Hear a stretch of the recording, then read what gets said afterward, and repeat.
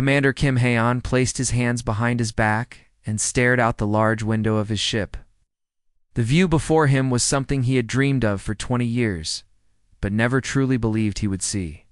Dozens of massive alien warships floated in the darkness of space, each one now carrying the blue and white flag of Earth. These were the same ships that had once burned human cities and enslaved his people. The bridge around him buzzed with quiet.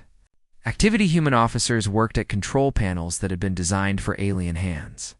They had learned to use this foreign technology through years of forced labor and careful observation. Now they commanded it. Hyun turned when he heard footsteps approaching. Admiral Dexmore walked toward him, moving slowly on for insect-like legs. The alien shell was a dark purple color, and his multiple eyes reflected the lights of the bridge. In his upper arms, he carried a metal tablet covered in glowing symbols 20 years ago. This same creature had stood on Earth and declared humans to be nothing more than fragile insects. He had laughed when human leaders asked for equal treatment. In the galaxy, it signed the papers that turned Earth into a mining colony and its people into workers for the Velkin Empire. Now, Dexmore's arms were shaking. His proud posture was gone. The alien who had once towered over human diplomats now seemed small and defeated. "Commander Hain," Dexmore said in his clicking voice, translated by the ship's computer. "I bring the final surrender documents from what remains of the Velkin High Command." Hyun nodded, but did not move to take the tablet immediately. He wanted this moment to last. Around them, the bridge crew continued their work, but he could feel their attention on this historic exchange. Many of these officers had been slaves just 5 years ago.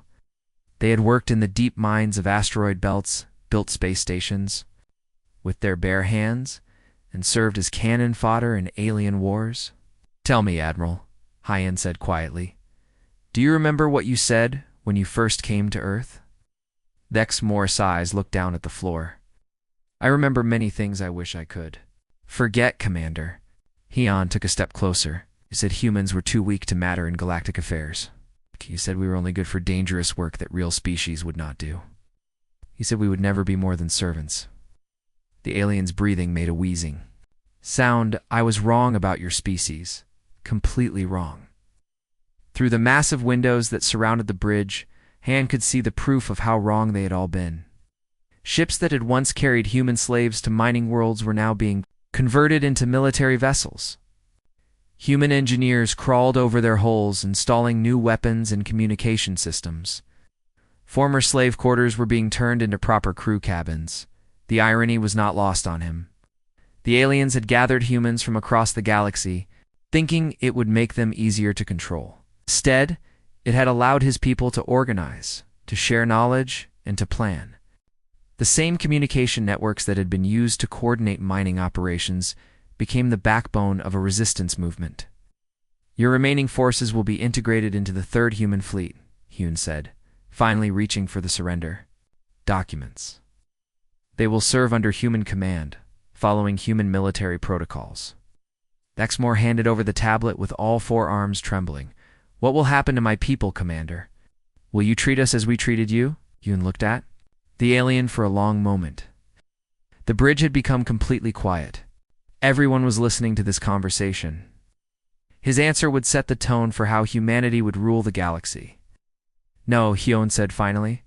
"We will not become what you were. Your people will be given the chance to earn their place in our new order. Those who serve with honor will be treated with respect.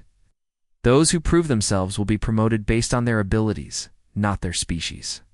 Relief seemed to wash over the alien admiral. His rigid posture relaxed slightly. He unactivated the tablet and began reading through the surrender terms. Planet after planet, fleet after fleet, all now under human control.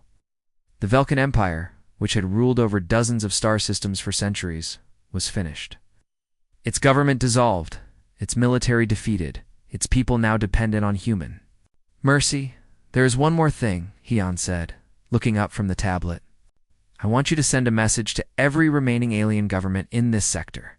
Tell them what happened here. Tell them that the species they called weak now commands the strongest fleet in known space." Dexmore nodded quickly. "It will be." Done, Commander. As the alien admiral left the bridge, Hyun turned back to the window. In the distance, he could see Earth's moon, where construction crews were building new shipyards. Soon, those yards would be producing warships designed by human engineers and crewed by human officers. The galaxy had learned a hard lesson about underestimating humanity. Those who had called them weak now served in their armies, and those who had enslaved them now begged for mercy. Commander Kim Hyun allowed himself a small smile. After 20 years of struggle, humanity had finally claimed its place among the stars. The tunnels beneath Kepler-7 were dark and filled with the smell of burning metal. Sergeant Lee Jun crawled through a narrow passage that had been abandoned. When the mining equipment broke down 3 months ago, behind him 12 other humans followed quietly. They moved carefully, making sure not to make any noise that might alert the alien guards above. This was their 3rd meeting this week. Jun had been organizing these secret gatherings for 6 months now. Ever since he realized that the Helix Consortium's biggest mistake was putting all the humans together on the same work crews, the aliens thought it would make them easier too. Control, but it was actually making them stronger. When they reached the small chamber at the end of the tunnel, Jun lit a small torch. The flickering light revealed faces marked by exhaustion and determination. These were miners, construction workers, and maintenance crew members who had been working 16-hour shifts in the most dangerous parts of the facility. Tonight we practice close combat, Jun said quietly. He picked up a mining drill from the pile of tools they had hidden in the chamber. The Helix guards are tall, but they have weak joints in their legs. One good hit here, he demonstrated on an imaginary target, and they go down hard. Kim Yura, one of the newer miners, raised her hand. What if they have weapons? Jun smiled grimly. That's why we train with these. He held up the mining drill again. The aliens see these as work tools. Don't think of them as weapons. But a plasma cutter can slice through their armor just as easily as it cuts through rock. For the next hour, they practiced fighting techniques. Jun had learned these moves during his time in Earth's military before the aliens arrived. Now, he was teaching them to people who had never held a weapon in their lives. The mining tools made perfect training equipment because the guards would never suspect anything if they were caught carrying them. While Jun's group trained on Kepler-7, similar meetings were happening on worlds across the galaxy. On Titan Beta, Parkman was teaching a group of construction workers how to make explosives from industrial chemicals. Min had discovered that the same compounds used to blast through asteroid rock could be mixed together in different ways to create much more powerful bombs. The key is timing, Min explained to his students as they huddled in an empty storage container. These aliens rely on their technology too much. Take out their power generators and communication arrays first, and they become confused and helpless. One of the workers, a young woman named Song Hae, asked about the risks. What happens if we get caught with these materials? Min's expression grew serious. Then we tell them we were trying to improve mining efficiency. We show them fake test results. Remember, they think we're too stupid to be dangerous. Use that against them. Meanwhile, on the waste disposal station orbiting Proxima 4, Han Sol was making his own discoveries. His job was to sort through broken alien technology and decide what could be recycled. The aliens trusted him with this work because they believed. Humans were too primitive to understand their advanced devices. They were wrong. Sol had been studying alien technology for 2 years, taking apart everything from communication devices to weapon systems. He had learned to identify which components were most important, which ones were easiest to sabotage, and which ones could be repurposed for human use. Look at this, Sol whispered to his partner as they worked in the sorting facility. He held up a small crystal that glowed with blue light. This is a power regulator from a Helix battlesuit. If you reverse the polarity and overload it, the whole suit shuts down. His partner Li Dong looked nervous. How do you know all this? Sol glanced around to make sure no guards were watching, because I pay attention. The aliens think we're just mindless workers, so they don't bother hiding their technology from us. They repair their equipment right in front of us. discuss their tactical plans while we're in the room. They've taught us everything we need to know to defeat them. The three groups stayed in contact through a communication network that the aliens never suspected existed, used coded messages hidden in their daily work reports. A request for additional mining supplies might actually be asking for information about guard rotations. A report about equipment maintenance delays could be sharing details about alien weaknesses. June would write things like, drill bit efficiency down 15% in Section 7 inches, which told his contacts on other worlds that the guards in Section 7 change shifts every 15 minutes. Min would report explosive compounds showing irregular reactions to warn others that security had been increased. In his area, the network grew slowly but steadily. Within a year, they had contacts on 17 different worlds.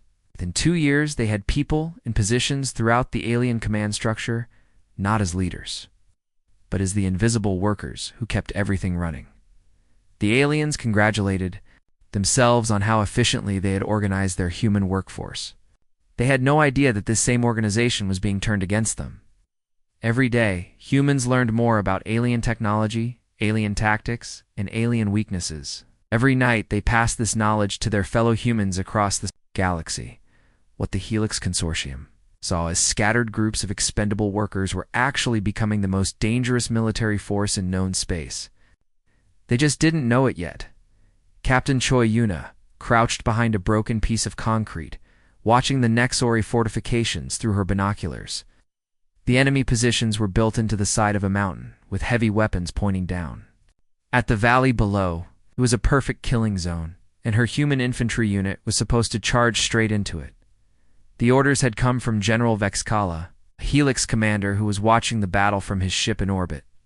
According to the battle plan, Yuna's 800 human soldiers were meant to attack the Nexari positions head-on. They would probably all die, but their sacrifice would soften the enemy defenses for the real assault that would come later with alien troops.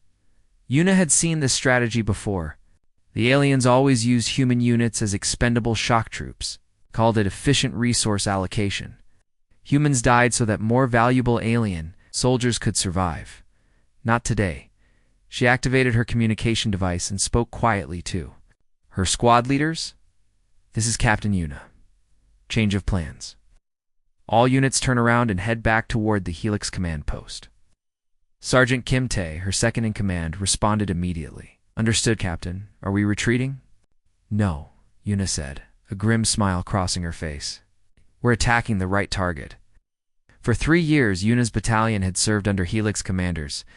They had been forced to fight in dozens of battles, always used as cannon fodder while there. Alien officers stayed safe behind the lines. But during those 3 years, they had learned everything about Helix military operations. They knew that the command post was protected by only 30 guards, because the Helix never expected an attack from their own forces. They knew that the shields around the facility were designed to stop attacks from space, not from ground forces already inside the perimeter. Most importantly, they knew that General Vexkala was arrogant enough to stay planetside to watch his human soldiers die. The battalion moved quickly and quietly through the rocky terrain. They had practiced this kind of movement during their secret training sessions in abandoned tunnels and empty buildings. The skills that Lee Jun and others had been teaching across the galaxy were finally being put to use. Within an hour, they had surrounded the Helix command post. It was a large building made of metal and glass, sitting on a hill overlooking the battlefield. Inside, alien officers were monitoring the battle through screens and communication equipment. They were expecting to watch 800 humans die. In the valley below, instead, were about to become the first casualties of humanity's rebellion. Yuna divided her forces into 3 groups. The first group would attack the main entrance and draw attention. The second group would assault the communications array to prevent calls for help. The third group, led by Yuna herself, would infiltrate through the maintenance tunnels that human workers had built just 6 months earlier. The attack began at exactly noon. Private Park Jun and his squad launched a frontal assault on the main gate, using mining charges they had learned to make from construction worker Park Min's lessons. The explosion destroyed the gate and sent the Helix guards scrambling for cover. At the same time, Sergeant Omin's team reached the communications tower. Using the technical knowledge that Han Sol had shared through their hidden network, they quickly identified the power coupling that controlled the entire system. One well-placed shot from a plasma cutter, and all communications from the command post went dead. Yuna's infiltration team moved through the tunnels beneath the building. These passages had been designed by human engineers who were forced to work on the facility's construction. The aliens had never bothered to study the blueprints carefully, assuming that human-built infrastructure was too primitive to matter. They emerged inside the main command center just as General Vexcala was trying to figure out why his communications had failed.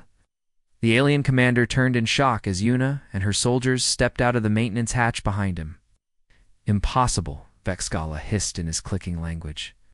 "Human soldiers do not attack their superiors." "We're not your soldiers anymore," Yuna replied, pointing her weapon at the general's center mass. "Surrender now, and you might survive this." The battle was over in minutes. The Helix officers were trained for space combat and strategic planning, not for close-quarters fighting against determined infantry.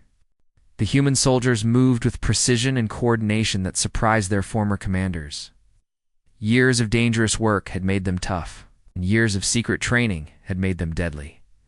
Within 6 hours, Yuna's forces had captured not only the command post, but also 3 Helix cruisers that had landed to investigate the communication blackout.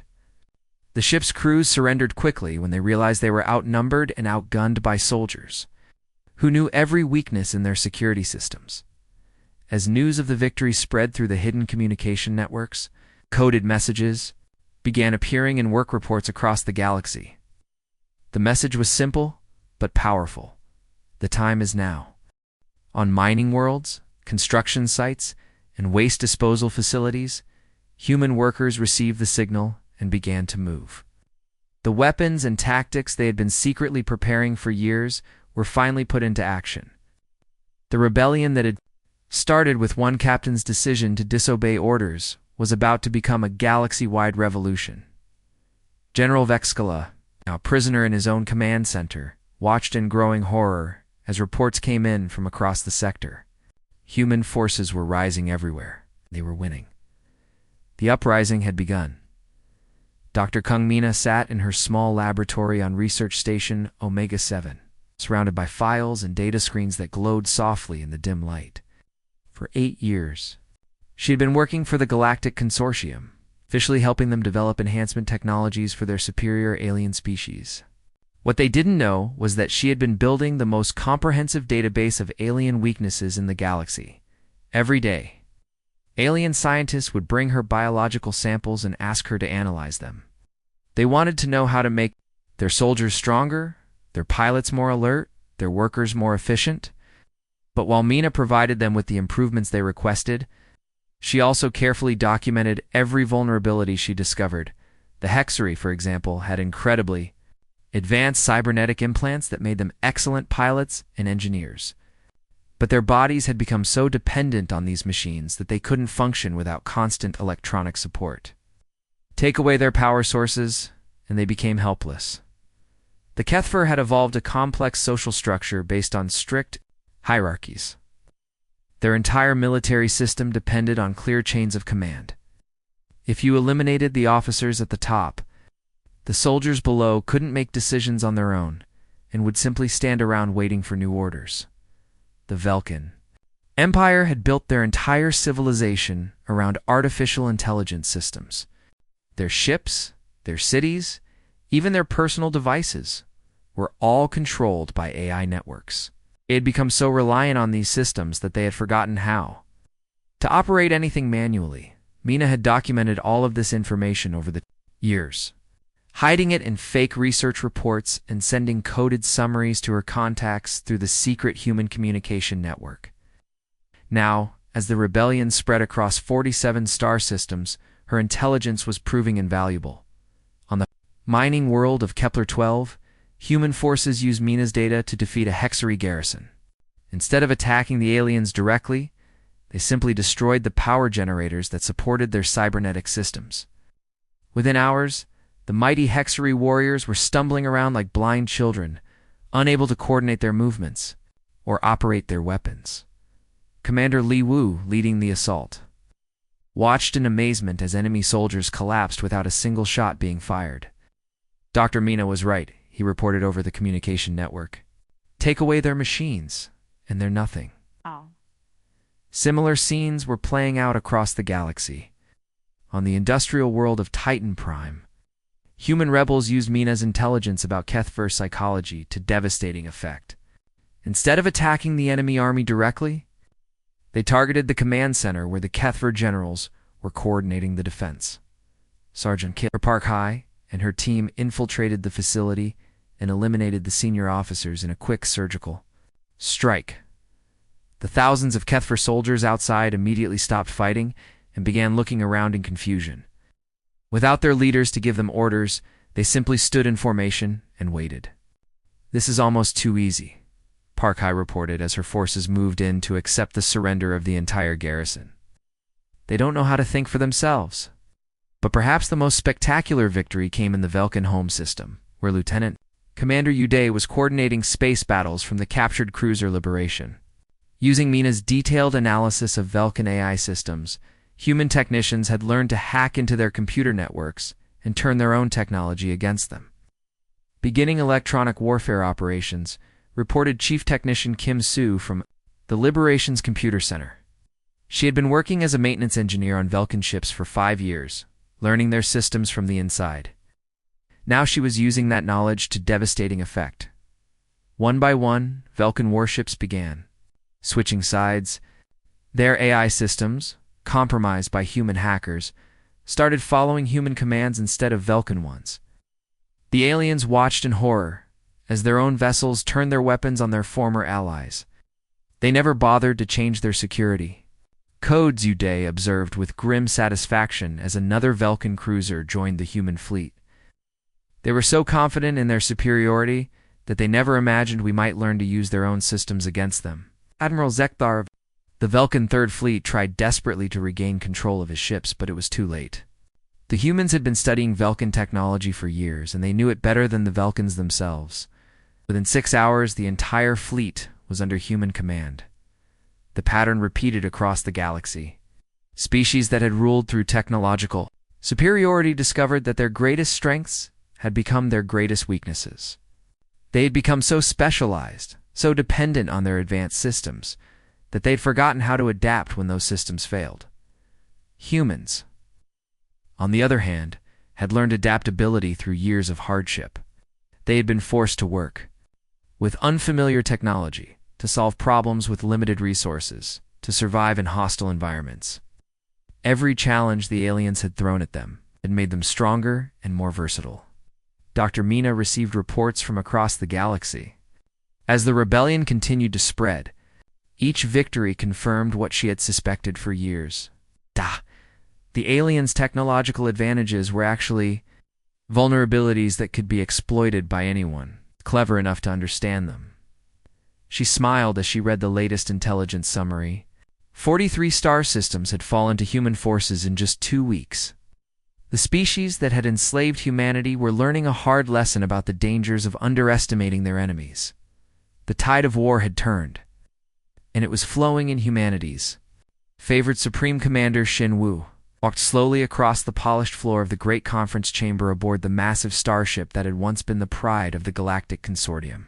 The ship had been renamed Unity's Promise, and today, it would host the most important meeting in galactic history. Around the circular table sat the remaining leaders of the alien species that had once ruled over humanity. Their faces showed fear, defeat, and in some cases, shame. These were the same beings who had gathered in this very room 25 years ago to divide Earth's territories among themselves like pieces of a pie. Wu remembered that day clearly, even though she had only been a child then. Her parents had been among the millions of humans shipped off to work in alien mining colonies. She had grown up in the tunnels of Kepler-7, learning to fight from Sergeant Li Jun and others who had refused to accept their fate as slaves. Now she stood before their former masters as the supreme military commander of humanity's forces.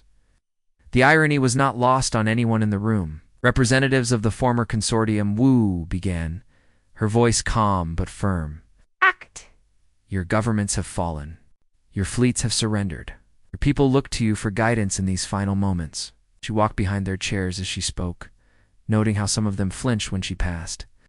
General Vexmore of the Velkan Empire kept his 4 eyes focused on the table.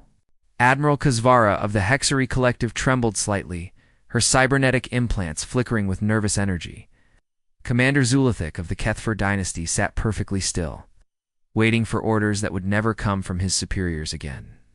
I offer you a choice, Wu continued, returning to her position at the head of the table. You can serve alongside humanity as equals in our new federation, contributing your knowledge and abilities for the benefit of all, or you can face the same fate that you planned for us when you thought we were defeated. The chamber fell silent, except for the quiet hum of the ship's engines. Translation devices worked quickly to convert her words into dozens of alien languages, broadcasting the message to every world in the former consortium. Admiral Kazvara was the first to speak. Her mechanical voice sounded hollow through the translation system. What guarantees do we have that you will not treat us as we treated you? Wu looked at her for a long moment. The same guarantee you gave us when you arrived at Earth. None. You will have to trust in our character, just as we had to trust in yours. The difference, of course, was that humanity had already demonstrated its character. In the months since the rebellion began, human forces had captured hundreds of alien worlds and millions of alien prisoners. Instead of the mass executions that many had expected, humans had established fair treatment facilities and begun integrating willing aliens into their administrative systems. General Vexmore raised one of his clawed hands. What would be required of us in this new federation? Same thing that was required of us, Wu replied. You will contribute according to your abilities. Your worlds will provide resources and personnel for the common good. Your people will serve in mixed units alongside humans and other species.